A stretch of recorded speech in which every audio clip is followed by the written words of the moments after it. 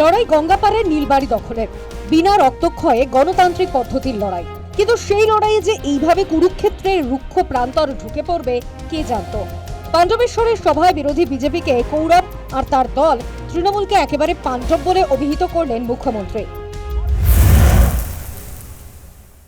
নাম কি বলুন তো? পাণ্ডবেশ্বর। মানে লড়াইটা কিন্তু কৌরবদের সাথে পাণ্ডবদের। আমরা পাণ্ডব আর বিজেপি কৌরব। পাল্টা টিপ্পনি কেটেছে বিজেপিও।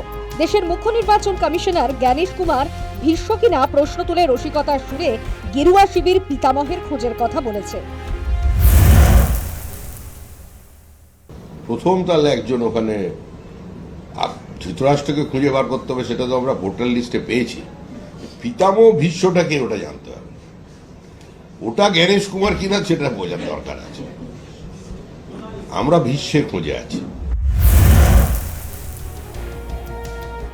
রাজনৈতিক মহলের মতে পাণ্ডবেশ্বরের সভায় কৌরব পাণ্ডব মন্তব্যের মধ্যে দিয়ে বিধানসভার লড়াই বাংলার ধর্মযুদ্ধ হিসেবে বোঝানোর চেষ্টা করেছেন মুখ্যমন্ত্রী। মুখ্যমন্ত্রীর ধর্মযুদ্ধের অবতারণা যে শুধু কথার কথা নয় তা বোঝা গিয়েছে অচিরেই।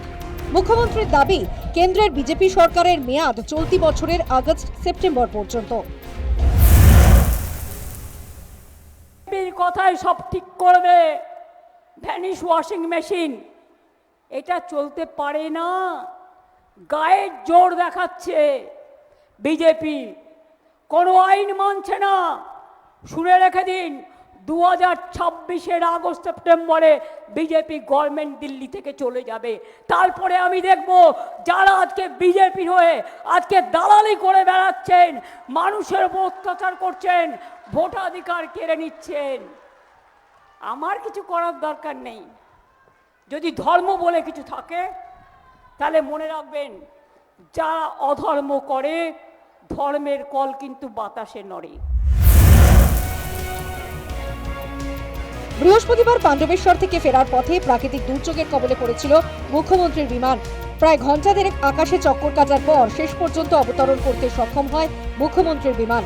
সভা না করলেও কালচিনিতে নির্বাচনী প্রচারে বেরিয়ে রোড শো করেন তৃণমূলের সর্বভারতীয় সাধারণ সম্পাদক অভিষেক বন্দ্যোপাধ্যায়।